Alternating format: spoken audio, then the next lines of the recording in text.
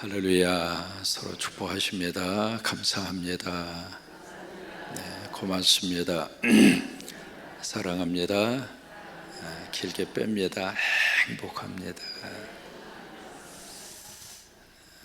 5월달을 맞이해서 우리 주일마다 믿음의 3대가 함께 예배를 드리고 있습니다. 지난주에는 우리 중고등부 친구들하고 2부 예배를 드렸는데 우리 학생들이 참 많아서 여기 나와서 특송하는데 나오는데 2분 30초 걸렸습니다. 그 모습을 보면서 얼마나 행복한지 말이죠. 앞에서 찬양 인도하는 로고팀 찬양 인도자도 와, 그렇게 찬양 인도를 잘해요. 또한 이제 기도했던 친구가 있거든요. 끝나고 물었습니다. 주연아, 이 기도 주연이가 썼어? 그랬더니 예. 근데 그 기도를 참 그렇게 은혜스럽게 기도를 그렇게 잘해요. 궁금하신 분은 여러분 유튜브 들어가셔서 2부 예배 기도만 한번 들어보세요. 기도를 와, 세상에. 그래서 그 교회 담임 목사 닮았나? 이게 지금 그래서 선생님이 이렇게 써준 줄 알고 본인이 써서 그랬더니 예, 제가 쓰고요. 엄마 아빠가 조금 봐줬어요. 그래서 엄마 아빠가 어디 계시는데 그랬더니 사층에 계신다고. 그래서 학생들을 보면서 우리 교회의 미래를 보는 것 같아서 너무 감사하고 이제 돌아오는 주일에는 초등부하고 유년부 친구들이 3부 예배 함께 드리거든요. 아이들이 와서 막 떠드는 것도 이렇게 귀엽게 보이고요. 아이들이 막 왔다 갔다 하는 것도 이렇게 행복하고 그래요. 우리 성곽교회 통해서 특히 교회학교 통해서 하나님 미래 일꾼들을 하나님이 잘 키워주셔서 아멘 좀 크게 해주세요. 미래 일꾼들을 잘 키워주셔서 우리보다도 더 예수 잘 믿고 우리가 뿌려놓은 118개의 십자가 현장이 우리 친구들에게 미래의 좋은 삶의 디딤돌로 하나님이 그렇게 쓰시기를 바라고 우간다에 세워주신 어린이집, 초등학교 그리고 중고등 학교를 통해서 우리 친구들이 하나로 연결되어져서 멋진 미래의 귀한 역사가 임할 줄로 그렇게 믿습니다. 고린도 15장 전체 주제가 뭘 다루고 있을까요? 부활입니다. 우리가 부활을 믿으면 큰 인생의 숙제를 해결하고 삽니다. 무슨 숙제를 해결할까요? 죽음입니다. 죽음이에요.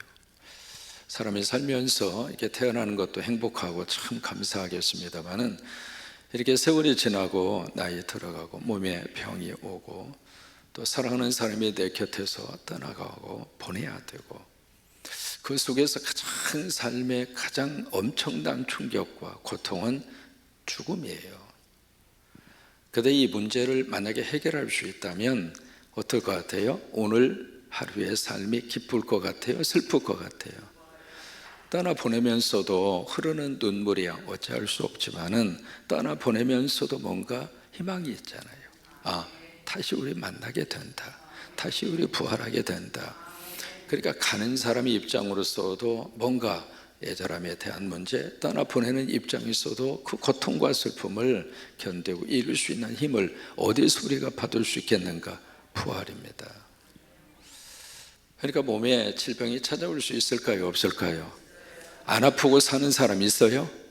아니, 수십 년간 써먹었는데 이 몸뚱아리가 삭신도 쑤시고 허리도 아프고 그리고 눈도 침침하고 이게 귀도 잘 안 들려서 이게 무슨 말을 하는가. 가끔 그래요. 목사님 소리 좀 키우세요. 저 소리 키우고 있거든요. 여기 앉아도 저기 앉아도 잘 안 들린다고 하는 거예요. 참 그럴 때 참 죄송하기도 하고 뭐라고 그래야 되는가. 거기 앞에 가서 귀에다 대고 내가 설교를 할까 뭐 그런 생각을 갖기도 하고 그렇습니다만은 이게 세월이 지나면은 그게 자연스러운 현상일 수밖에 없는데 근데 이제 그러다 보면은 섭섭하기도 하고 서운하기도 하고 이 가정의 달이 되면 자식을 향해서 기대하잖아요. 기대해서 참 내가 이렇게 길렀는데 내가 그렇게 해서 공부시켰는데 내가 그렇게 해서 먹고 살만하게 해줬는데 이 가정의 달에 전혀 한 통도 안 하고 그냥 그런 자식이 만약에 행여 있다면 섭섭해요? 아니면 그냥 넘어갈 수 있습니까? 섭섭하잖아요.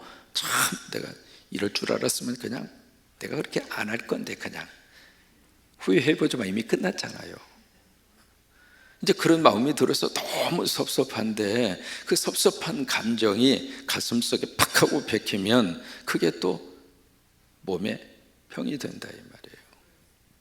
이제 그러면서 점점 이게 인생 60이 넘었으면은요 그 이야기합니다. 무덤에서 나를 부르는 소리를 듣게 된다고. 근데 이것을 어떻게 우리가 이겨낼 수 있겠는가? 부활입니다. 그게 아멘. 그러니까 신앙생활 하면서 이 부활 문제만 제대로 탁 하고 머리가 아니라 내가 가슴으로 이 부활 신앙을 제대로 팍 가지고 있으면은요 죽음 속에서도 두려울 수는 있어도 죽음에 매몰되지는 않거든요. 죽음이 나에게 다가오더라도 내가 이 죽음이 끝이 아니라 또 다른 영의 여행을 떠나는구나. 보네포라고 하는 분이 젊은 시절에 히틀러하고 대항하다가 교수형으로 세상을 떠납니다. 그분이 마지막 교도소에서 나와서 교수형을 받기 위해서 딱 걸어가는데 사람은 자기 죽음의 그 시간을 알아요. 척덕하고 이제는 끝이구나. 그러니까 감방 안에 있었던 친구들이 막 목 놓아서 막 웁니다. 여러분 보네포라고 하는 목사님은 참 독일의 위대한 신학자거든요. 선한 능력으로 그 찬양 여러분 많이 아시잖아요. 그러니까 젊은 날 참 머리도 명석하고요 위대한 신학자인데 그분이 어쨌든 그렇게 해서 이제 형장이 이슬로 떠나가는 순간인데 감옥 안에 있었던 사람들이 막 슬퍼하면서 애통해하면서 막 우니까 보네포 목사님이 그 이야기합니다. 이기는 마지막 길이 아니요. 우리는 죽음이 마지막으로 생각하는 분위기 속에서 그 속에서 이 유교적인 영향이 우리 머릿속에 많이 들어와 있거든요. 유교에서는 죽음은 끝이에요. 그러나 이 복음 안에서는 성경은 뭐라고 말씀하시는가? 죽음이 끝이 아니다. 따라서 하십니다. 죽음은 끝이 아니다. 새로운 시작이고 새로운 인생의 여행이다. 마치 엄마 뱃속에 있다가 거기가 전부 다인 줄로 알았는데 그게 아니었잖아요. 하나님이 나가라 해서 나와보니까 한국 땅이에요. 그것도 살기 좋은 군산이에요. 그래서 여기서 참 이렇게 행복하게 사는데 또 어느 날 여기가 끝이 아니야. 여기가 전부 다가 아니야. 또 다른 세상에 또 다른 하나님의 준비한 세계가 있어 하고 하나님이 나를 불러가시는 거예요. 불러가시는데 엄마 뱃속에서 나올 때에도 편하게 나왔어요? 다 잊어버렸으니까 지금 사는 거예요. 그 좁은 터널 나오느라고 이 머리가 얼마나 애썼을까. 그 좁은 터널을 나오느라고 그 피덩어리가 얼마나 고생했을까. 지만 고생해서 엄마는 얼마나 뼈 빠지게 고생했어요. 그렇게 해서 이 세상에 나온 거잖아요. 그런 것처럼 이 땅에서 천국 갈 때 해도 그냥 가는 게 아니에요. 그 고통의 터널이 있어요. 그래서 질병이 찾아오기도 하고 아프기도 하고 어려움이 있기도 하고 그래요. 근데 그 과정을 통해서 어디 가는가? 우리는 하나님이 준비하신 그 나라로 갑니다. 그리고 우리가 죽음으로 끝이 아니라 하나님께서 우리를 다시 한번 생명으로 살리십니다. 이것이 복음입니다. 이것이 믿음입니다. 근데 이렇게 신앙생활을 하다가 부활은 없다. 왜? 이성으로 생각하니까, 머리로 생각하면 부활은 도저히 인정할 수 없는 영적 차원입니다. 어떻게 죽은 자가 살아나요? 아니, 하루 전에 죽었는데 그 다음날 깨어났다? 그건 이해할 수 있어요. 왜? 그런 그 사람들이 가끔 등장을 하니까 죽은 지 수십 년이 됐는데, 아니 화장대에 가서 화장 딱 하는데 한 줌의 흙으로밖에 재로밖에 남지 않았는데 어떻게 그분들이 살아날까? 이성의 차원에서는 부활 문제는 도저히 넘어설 수 없는 차원이에요. 여러분, 믿음이라고 하는 것은 이성의 차원에서 멈추는 것이 믿음이 아닙니다. 믿음의 영역은 내 영역이 아닙니다. 하나님의 영역입니다. 하나님이 하신 것을 내가 받아들이는 게 믿음이에요. 따라서 하십니다. 믿음이란 하나님이 하신 것을 내가 인정하는 것이다. 그게 믿음이에요. 내가 하고 안 하고 그 차원이 아니에요. 그럼 하나님이 전능하신 하나님이 죽은 자를 살리신다? 아, 그렇구나. 내가 믿는 하나님이 그런 하나님이구나. 그리고 내가 받아들이고 내가 그것을 믿고 사는 것이 신앙생활의 출발이라 이 말이에요. 내가 못하니까 하나님도 못한다? 그게 무슨 믿음이에요? 내가 안 하면 하나님도 안 하신다? 그게 무슨 믿음이에요? 그거 아니에요. 그러니까 부활의 영역이라고 하는 것은 우리 이성과 이해의 차원이 아니라 믿음의 차원이에요. 믿음의 차원은 내가 받아들이는 거예요. 마음으로 믿고 입술로 고백하고, 이게 믿음이에요. 부활도 마찬가지입니다. 오늘 15장이라고 하는 전체 속에서 1절에서 58절까지 여러분, 이번 주간도 부활 문제를 계속 다루게 됩니다. 이번 교회에 확실하게 부활을 딱 믿고, 이미 믿으신 분도 다시 한번 부활의 확신을 가지고, 그리고 우리가 하루하루 승리하고 살 수 있게 되기를 축복합니다. 그래서 이번 주에는 새벽기도 빠지면 여러분만 손해요. 알아서 하세요. 1절부터 그렇게 말씀을 하십니다. 내가 전한 복음, 그 복음 안에 당신들이 거하면 당신들의 구원을 받게 될 것이요. 그러면서 성경대로라고 하는 말씀을 2번 반복해서 하고 있습니다. 성경대로 예수 그리스도께서 십자가에서 우리 주를 위하여 돌아가셨고 장사 지낸 바 되었다가 성경대로 사흘 만에 예수님이 부활하셨다. 그 부활하신 예수님이 우리들에게 나타나지 않았는가? 첫 번째는 케바에게 보이고, 가장 마지막에는 만삭되지 못하여 난 자 같은 나도 부활의 예수님을 봤다. 500여 사람에게 부활하신 예수님이 나타나셨고, 또 하나 지금 태반이나 살아계신다. 그런데 그런 예수 그리스도를, 부활하신 예수 그리스도의 증인들이 있는데 부활이 없다고? 이 정신 나간 친구들아. 그러면서 이제 뭐라고 말씀이 이어져 가는가? 만약에 부활이 없다면 예수 그리스도도 살아나지 못했을 것이다. 만약에 예수님이 다시 살아나시지 않았다면 우리 설교 아무 의미 없어. 뭐하러 설교해?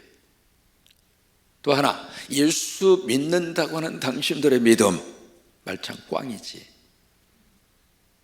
만약에 부활이 없다면, 그래서 부활이 없다고 생각하고 이 땅에 희망을 가지고 사는, 이 땅 모든 것이 희망을 가지고 사는 것이 인생의 전부다라면 예수 믿는 사람이 가장 불쌍한 인생을 사는 사람들이지.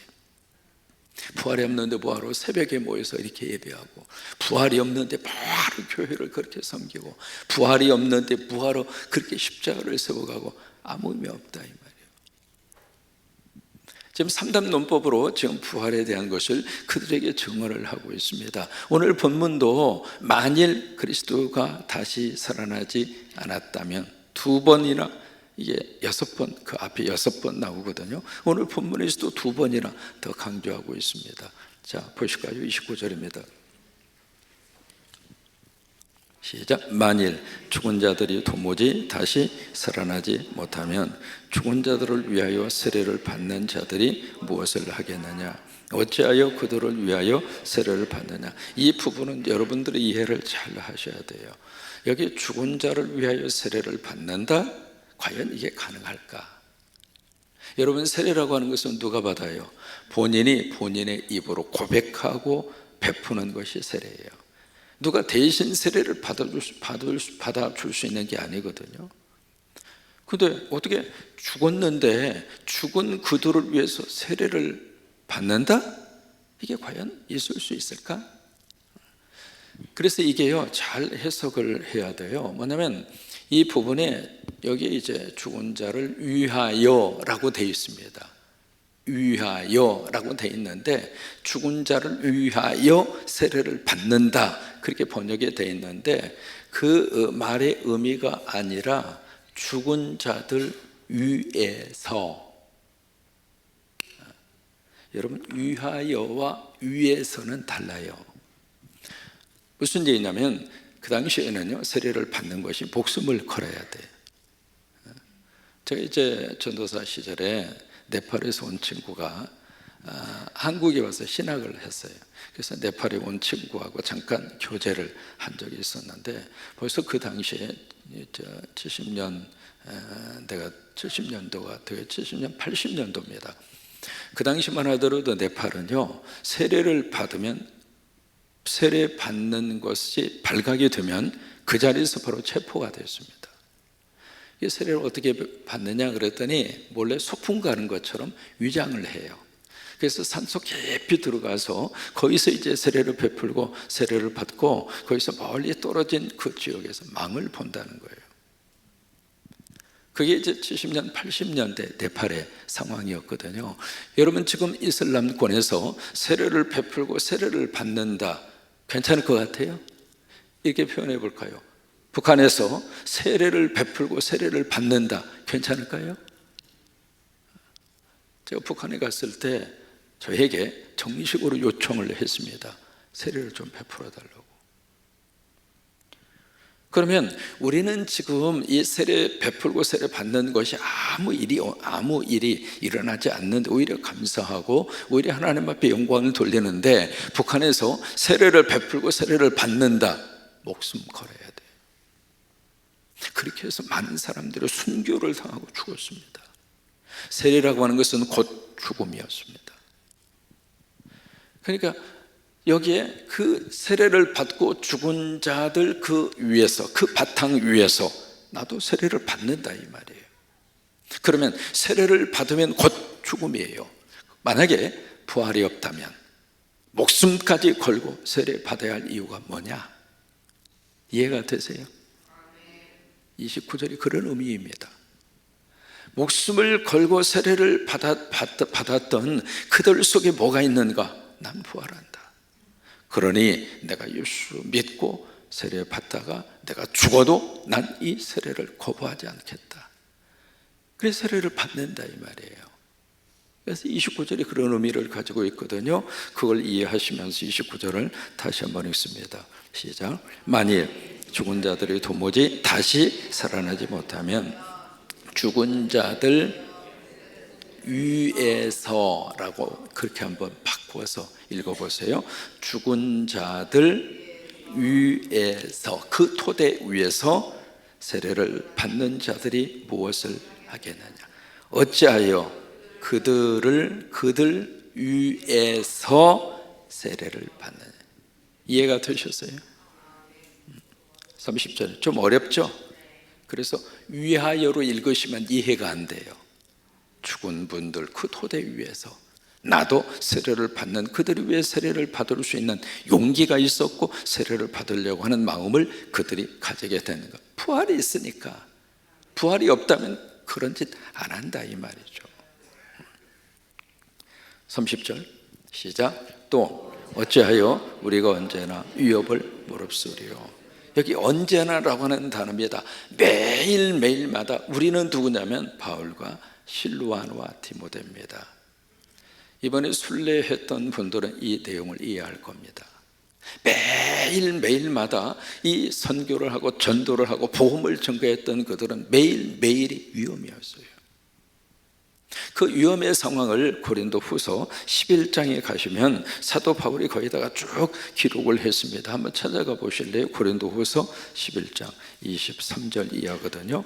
거기 가서 보시면은요, 그 당시 복음 전거자 선교팀들이 얼마나 이런 위험과 고통 속에서 복음을 전했는가, 그것을 조금이라도 좀 느낄 수가 있을 겁니다. 고린도후서 11장 23절부터 같이 한번 읽겠습니다. 찾으셨어요? 11장 23절부터입니다. 같이 한번 읽어요. 그들이 그리스도의 일꾼이냐 정신없는 말을 하거니와 나는 더욱 그러하도다. 내가 수고를 넘치도록 하고 옥에 갇히기도 하고. 지난번 빌립보 감옥 보셨잖아요. 갔다 오신 분들은 보셨죠? 옥에 갇히기도 하고, 그 다음에 더 많이 하고, 한 번 갇힌 게 아닙니다. 그 다음에 매도 수없이 맞고, 그 다음에 여러 번 죽을 뻔했다. 그 다음에 24절, 유대인들에게 40에서 하나 가만. 그러면 마음에서 하나를 빼면 몇 대입니까? 39대입니다. 왜냐하면 39대 이상 매를 치면 죽어요.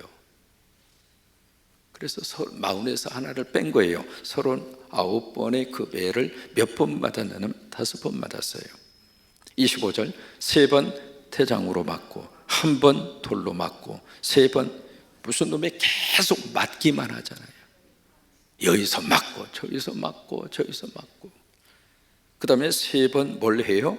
파산하고, 배 타고 가다가 배가 완전히 풍랑에 파손하고 일주일을 깊은 바다에서 지냈으며, 그 다음에 그것으로 끝나지 않습니다. 25절 같이 한번 읽습니다. 여러 번 여행하면서 강의 위험, 강도의 위험, 동족의 위험, 이방인의 위험, 시내의 위험, 광야의 위험, 바다의 위험, 거대 형제, 이 위험이 도처에 도사리고 있었다 이 말이에요.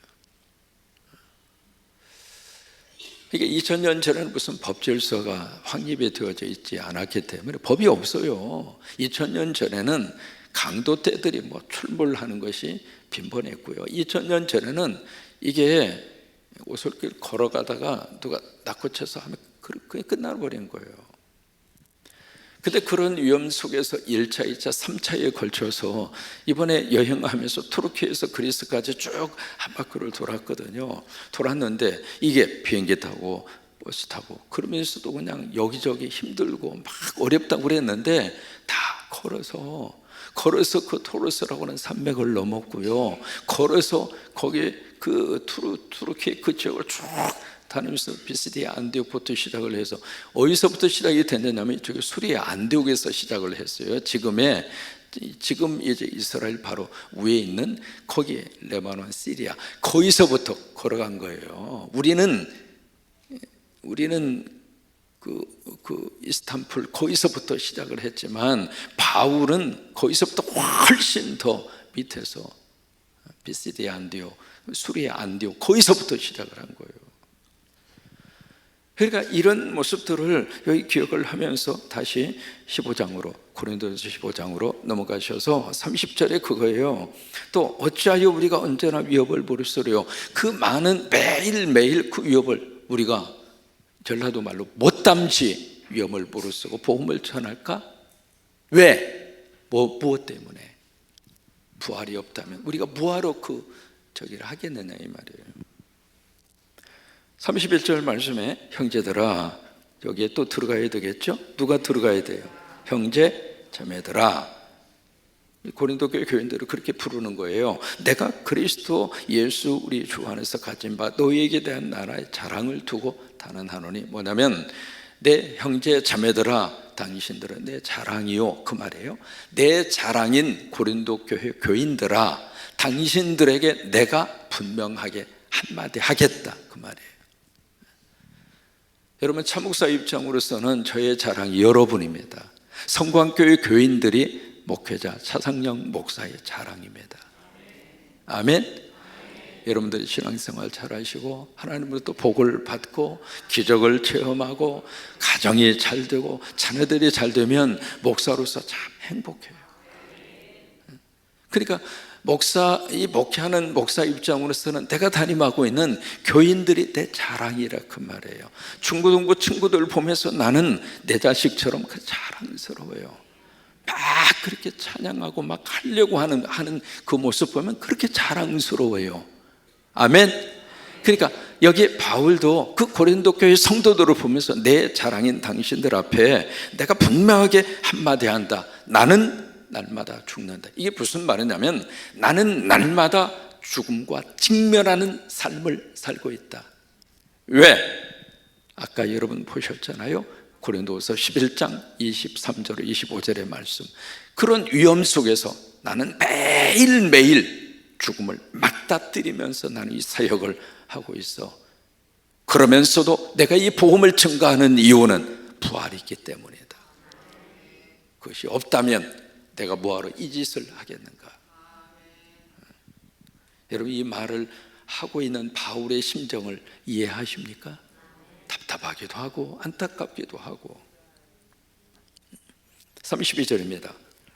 같이 읽습니다. 내가 사람의 방법으로 에베소에서 맹수와 더불어 싸웠다면 내게 무슨 유익이 있으리요? 그 당시 에베소에서 이런 경기가 있었던 것 같아요. 맹수하고 결투하고 맹수와 싸우는 그런 경기가 있었던 것 같아요. 그 경기에 출전을 해서 맹수와 싸워서 이기면 월계수를 머리에 씌워주든지 아니면 상을 주든지 그런 것들이 있었겠죠. 내가 인간적인 방법으로 맹수와 싸워서 뭔가 이겼다 한들 나에게 무슨 유익이 있으리요? 여러분, 맹수와 싸우려면 죽음을 각오하고 싸우는 거 아니에요. 그런데 만약에 죽은 자가 다시 살아나지 못한다면 어떤 인생관을 가지고 사람이 살 것인가? 내일 죽을 터이니 먹고 마시자 하리라. 부활이 없다면 현실주의로 돌아서죠. 부활이 없다면 쾌락주의로 빠지게 되어 있습니다. 그래서 그들이 가장 많이 부르는 노래가 노세 노세 젊어서 놀아 늙어지면 못 나라니. 맞는 얘기예요. 여러분, 가슴 떨릴 때 어딘가 가야지. 다리 떨릴 때 가면 힘들잖아요. 늙어서는 못 노나니. 그러니까 그렇게 흘러가게 되어 있습니다. 33절 같이 있습니다. 속지 말라. 악한 동무들은 선한 행실을 드는. 누가 악한 친구들인가? 부활이 없다고 속삭이는 친구들. 이 친구들 모두가 다 악한 자들이라 이 말이에요. 그러니 그 악한 자들 속에 당신들 속지 마. 그들이 이끄는 대로 가지 말라 그 말이에요. 그 악한 친구들은 너희들의 선한 행실을 더럽힌다. 왜 그럴까? 여러분, 부활이 없다면 여러분 착하게 살 이유가 없습니다. 그렇잖아요? 부활이 없는데, 죽으면 끝인데 뭐하러 착하게 살아요? 윤리와 도덕 의미가 없어요. 그러니까 부활을 부정하는 사람들이, 그 나쁜 친구들이 선한 행실을 더럽히고, 우리 같이 인생 즐기자, 이거 한판인데 뭐하러 그렇게 금욕주의죠? 그러지 말자 이 말이죠. 그런 식으로 끌고 가는, 부활이 없다고 주장하는 주변에 있는 사람들이 있다면 그들은 나쁜 친구이고 악한 친구다. 그들에게 속지 말라 이 말이에요. 이게 악한 동무들은 선한 행실을 더럽히나, 이게 그 당시 하나의 속담이에요. 속담. 우리 식으로 하면 금묵자흑이라고 하는 게 있죠. 금묵자흑. 먹을 가까이 하면 나도 물든다 이 말이에요. 그죠? 그거하고 같은 말이에요. 그게 하나의 속담이거든요. 악한 동무들은 선한 행실을 더럽히나니. 그러면서 깨요. 무슨 얘기? 정신 차려 이 친구들아. 그런 친구들 가까이 하지 말라 이 말이에요. 여러분, 부활이 없다고 주장하는 사람이 있다면 가까이 하지 마세요. 교회 다니면서도 부활의 진리를 부정하는 사람들이 있다면 여러분 가까이 하지 마시고. 왜? 가까이 하면 나도 물들어요. 나도 그 영향을 받게 돼 있어요. 그러니까 그런 친구들 가까이 하지 말고, 그래서 깨어 정신 차리라 이 말이에요. 정신 차려서 의를 행하고 죄를 짓지 말라. 그러면서 하나님을 알지 못하는 자, 여기 하나님에 대해서 무식한 자가 누구 있는가? 부활이 없다고 주장하는 자. 그들은 하나님을 안다고 하지만 실질적으로 하나님을 모르는 자다. 하나님에 대해서 무식한 자다. 왜 그럴까요? 하나님은 전능하신 분입니다. 하나님은 전능하신 분입니다. 전능하다고 말은 하면서 하나님의 죽은 자를 살리지 못한다고, 하나님에 대해서 무식한 자들이라 이 말이에요. 하나님을 알지 못하는 자들이라 그 말이에요. 교회 안에서도 하나님을 안다고 하면서도 하나님을 모르는 사람이 가끔 있습니다. 아닙니다. 그래서 하나님을 알지 못하는 자가 있기로 내가 너희를 부끄럽게 하기 위하여 이 말을 했다. 아예 내가 그들을 창피를 톡톡히 주기 위해서 내가 지금 이 말을 하고 있는 거야. 그래서 결론은 뭐예요? 예수 그리스도는 다시 살아나셨다. 그러면 우리도 다시 부활한다. 이 부활신앙 가지고 신앙생활하고, 부활신앙 가지고 하루를 살고, 부활신앙 가지고 남은 인생을 살라고 하는 거예요. 여러분, 이 은혜가 넘치기를 주의 이름으로 축원합니다. 세월 지나고 나이 들어가고 질병이 나에게 찾아오더라도 그 속에서도 우리는 부활을 믿고 삽니다. 앞서가신 분들 무덤 남기고 끝나는 것이 아니라 그분들이 부활하리라고 우리는 믿습니다. 여러분, 계속해서 이 부활장이 참 기가 막힌 역사가 나타납니다. 부활은 과연 어떻게 이루어지는가? 또 하나, 부활의 몸은 과연 어떤 몸을 입게 될 것인가? 그것은 내일 하겠습니다. 내일 나오셔서 다시 한번 부활 문제를 확실하게 이번 교회에 확인하고 정립하는 기회가 되시기를 바라고요. 166장입니다.